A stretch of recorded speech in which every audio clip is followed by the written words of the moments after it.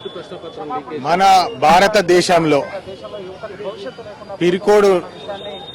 పిరికి నంబర్ 1 ఎవరంటే ప్రధానమంత్రి నరేంద్ర మోడీ గారు అని చెప్పి రేపు స్పష్టంగా తెలుస్తున్నది.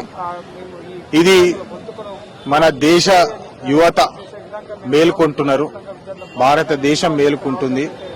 మోడీ గారు ఏదైతే గత 10 సంవత్సరాలు ఏదైతే ముసుగేసుకొని ప్రజలను మోసం చేసిండ్రో, నిన్న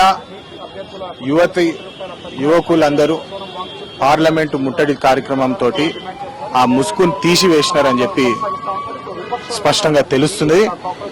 మోడీ గారికి పిల్లలు లేరు, ఆయనకు ఫ్యామిలీ లేదు. కాబట్టి నిన్న మన పిల్లలు, భారతదేశ యువత ఏదైతే వాళ్ళ ఏడుపు ఉండేనో వారికి వినిపించలేదు.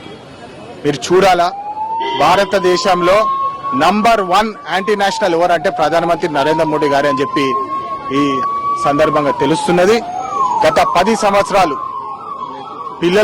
పిల్లల భవిష్యత్తుతోటి ఏదైతే వీళ్ళు ఆడుకున్నారో, నీట్ పేపర్లు అమ్ముకొని పిల్లల భవిష్యత్తు ఏదైతే వీళ్ళు నాశనం చేసిండ్రో, నరేంద్ర మోడీ గారు, ధర్మేంద్ర ప్రధాన్ గారు, వాళ్ళు సిగ్గుతో వాళ్ళిద్దరూ ఇమ్మీడియట్ గా తక్షణమే రాజీనామా చేయాలి. కానీ నిన్న లక్షలాది మంది వాళ్ళ నిరసన తెలపనికి నిన్న పార్లమెంట్ ముట్టడి కార్యక్రమానికి వస్తే వాళ్ళని అధ్వానంగా, అరాచకంగా కొట్టి, మహిళల బట్టలు చింపేసి కొట్టి, వాళ్ళ మీద టియర్ గ్యాస్ వేసి, చేతులు కాలు ఇరిగిపోయేటట్టు కొట్టి, మీరు ఏం సాధిస్తున్నారు? కేవలం 2-3 సంవత్సరాల పదవి కోసము మీరు పిల్లల భవిష్యత్తు అమ్ముకుంటున్నారని చెప్పి ఈ సందర్భంగా స్పష్టంగా తెలుస్తున్నది. మేము ఈ రోజు పార్లమెంట్ లో కూడా స్పీకర్ గారికి, నరేంద్ర మోడీ గారికి స్వయాన లేఖ రాసినాం.